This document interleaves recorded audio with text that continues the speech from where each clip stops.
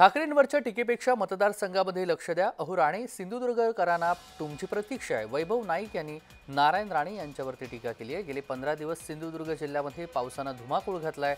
आंबा बागायतदार यांचं नुकसान झालंय. कोकमाचं नुकसान झालेलं आहे. अतिवृष्टीमुळे सलग 4-5 दिवस अनेक तालुक्यामध्ये विजेअभावी अंधार होता.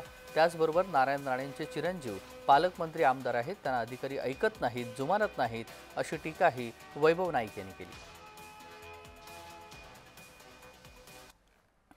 4-5 दिवस वेगवेगळ्या तालुक्यांमध्ये पूर्णपणे अंधार होता आणि आपल्या चिरंजीव जे पालकमंत्री आहेत, आमदार आहेत, त्यांना अधिकारी ऐकत नाहीत, जुमानत नाहीत, हे वारंवार सिद्ध झालं आहे. त्यामुळे मुंबईत जो काही आपल्याला भाजपने टास्क दिलेला आहे की उद्धव बाळासाहेब ठाकरेंवर टीका करण्याचा, तो तुम्ही थोडे दिवस बाजूला ठेवा. मुंबईच्या विकासावर बोलण्यापेक्षा आपल्या मतदारसंघामध्ये काय चाललंय यासाठी तुम्ही लवकर सिंधुदुर्ग जिल्ह्यात एवढीच आपल्याकडनं अपेक्षा आहे.